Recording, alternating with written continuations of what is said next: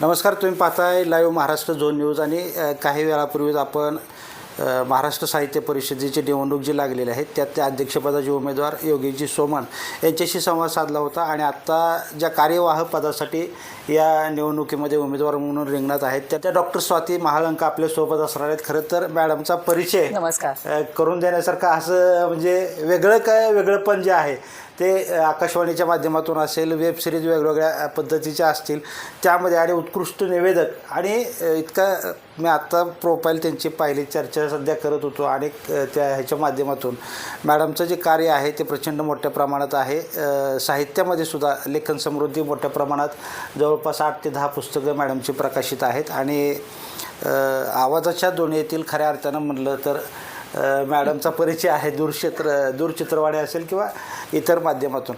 आपण त्यांच्याशी आज संवाद साधणार आहोत. मॅडम, स्वागत आहे आपलं लाईव्ह महाराष्ट्र झोन न्यूजमध्ये. आता काही वेळापूर्वीच आम्ही योगेश सोमण सरांशी म्हणजे तुम्ही तिघंजण अधिकृत असं त्या साहित्य परिषदेच्या निवडणुकीत उतरत आहे. काय कारण नेमकं निवडणुकीमध्ये उतरायचं? 2-3 वेगळी कारणं आहेत. एक म्हणजे महाराष्ट्र साहित्य परिषद ही साहित्य विश्वातली मातृसंस्था आहे. त्यामुळे अशा संस्थेमध्ये काम करायला मिळणं ही खरोखरी भाग्याची गोष्ट आहे. मी यापूर्वी 2006 ते 2011 या कालावधीमध्ये ज्येष्ठ नाट्य समीक्षक डॉक्टर विभा देशपांडे हे जेव्हा अध्यक्ष होते, कार्याध्यक्ष, त्यावेळेला मी कार्यवाह म्हणून काम केलेलं आहे. त्यामुळे या क्षेत्रामध्ये काम करणं ही खरोखरी भाग्याची, आनंदाची गोष्ट आहे. दुसरी गोष्ट म्हणजे अशी आहे की आत्ता विद्यमान कार्यकारिणी जी कार्यरत आहे त्यांनी गेल्या 10 वर्षामध्ये संस्थेमध्ये निवडणुकाच घेतलेल्या नाही. त्यामुळे म्हणजे भारतासारख्या लोकशाही राष्ट्रामध्ये संस्थांमध्ये लोकशाही नसावी अस्तित्वात याच्यासारखं दुर्दैव नाही असं मला वाटतं. तिसरी महत्त्वाची गोष्ट म्हणजे या सगळ्यामध्ये एकूण या साहित्य व्यवहाराला गती मिळावी, चलनवलन वाढावं, साहित्यातली नवी पिढी विकसित व्हावी, हा जो या साहित्य संस्थेचा मूलभूत उद्देश आहे त्या उद्देशापासून कुठेतरी संस्था भरकटतीये का अशी शंका यावी अशी परिस्थिती आहे. म्हणजे संस्थेचं कार्यक्षेत्र जवळजवळ 18 जिल्ह्यांमध्ये आहे. या जिल्ह्यांमध्ये गेला महिनाभर आम्ही प्रवास करतो आहोत. 122 शाखा आहेत महाराष्ट्र साहित्य परिषदेच्या या जिल्ह्यांमध्ये विखुरलेल्या, आणि तळागाळातला ग्रामीण भागातला साहित्यप्रेमी रसिक या शाखांशी जोडला गेलेला आहे. म्हणजे महाराष्ट्राला साहित्य ही गोष्ट नवीन नाही. महाराष्ट्रातला माणूस साक्षर आहे का निरक्षर ह्याच्यावर त्याची अभिरुची कधी अवलंबून नाहीये. याच महाराष्ट्रामध्ये ज्ञानदेव जन्मले, भागवत धर्माची पताका झळकली, वारकरी संप्रदायाची चळवळ उभी राहिली आणि महाराष्ट्राला एक नवी दिशा मिळाली. त्यामुळे साहित्य, वाङ्मय या मातीच्या कणाकणात आहे.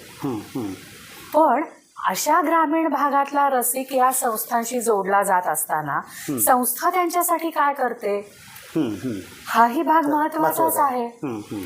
त्यामुळे म्हणजे ग्रामीण भागातला साहित्यप्रेमी रसिक जोडला गेलाय तर त्यांना वर्षानुवर्ष तुम्ही तसंच खितपत ठेवणार का?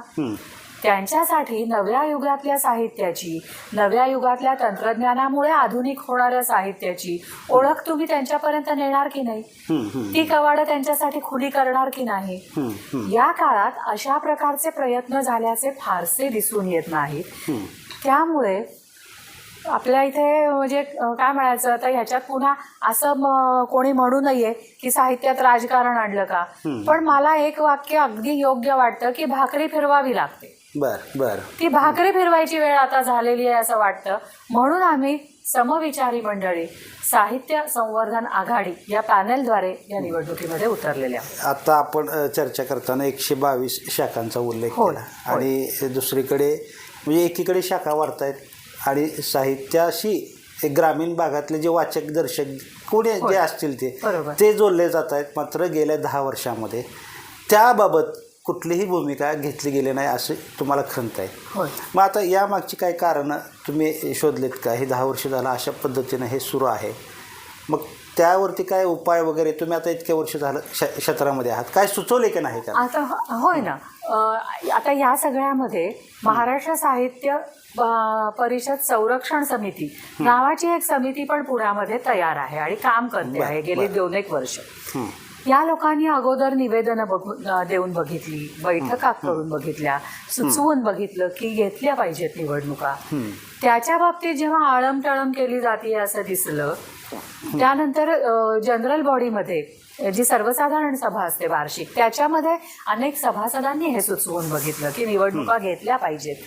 पण त्याच्यावरती उलट ज्यांनी आरडाओरडा केला किंवा ज्या सदस्यांनी आग्रही भूमिका घेतली त्यांचं सदस्यत्व रद्द करण्यापर्यंत या कार्यकारिणीने उद्योग केले लोकशाहीच्या विरोधात. हा बरं. तर हे योग्य नाही म्हटल्यानंतर या मंडळींनी साहित्य परिषद संरक्षण समिती स्थापन केली आणि न्यायालयीन लढा सुरू केला.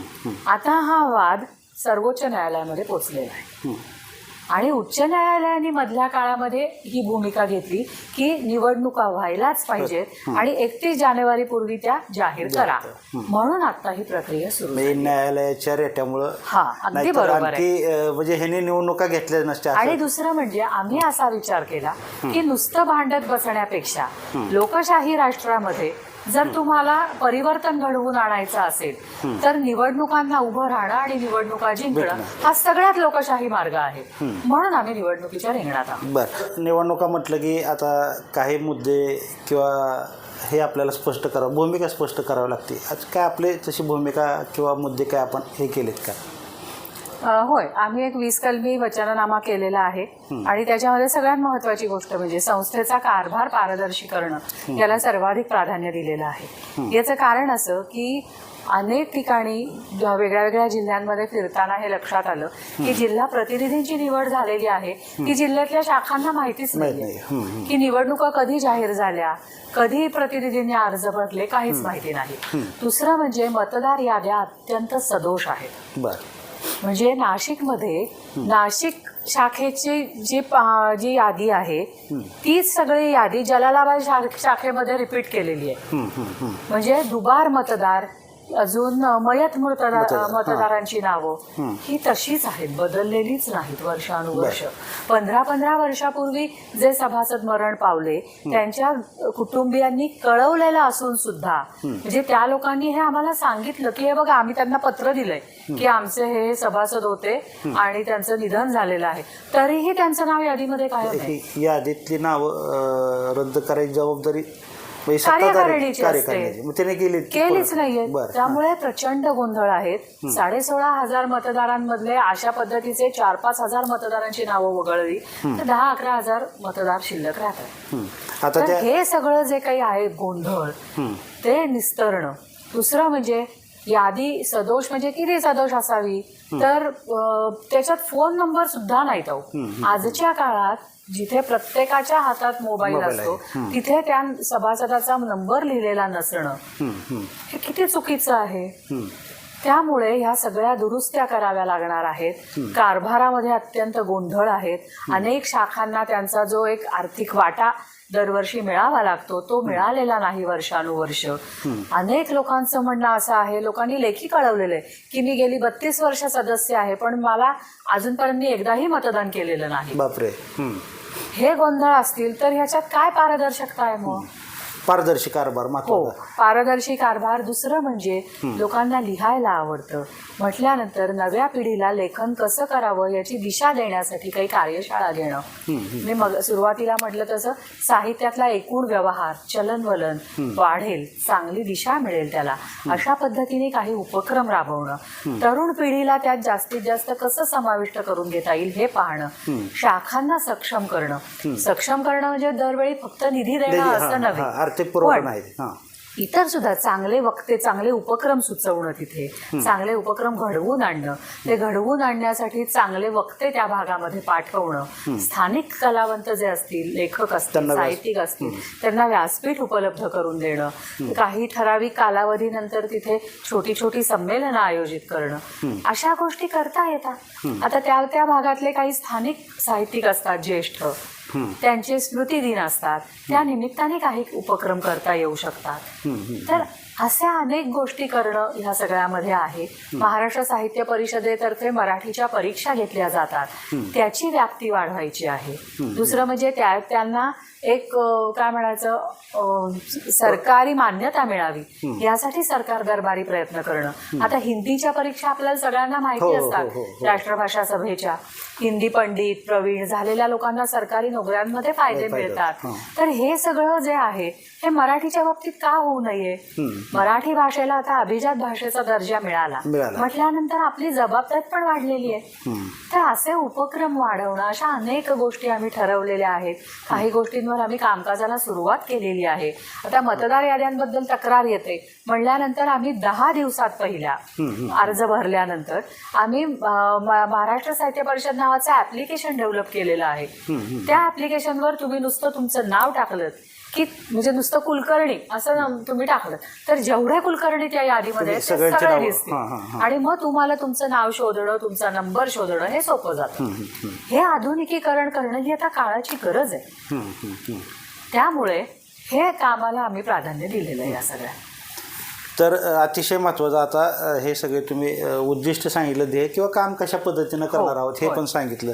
पण आता निवडणूक लागलेली आहे, आव्हान काय करणार मतदारांना? मतदारांना आवाहन एवढंच आहे की एक काय म्हणायचं ठराविक कालावधीनंतर थोडासा नव्या लोकांना संधी देऊन बघावी तुम्ही.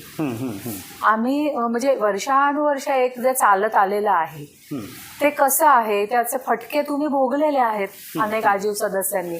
तर आता यानंतर काही बदल घडवून आणायचा असेल सकारात्मक तर नव्या लोकांना संधी देऊन बघा.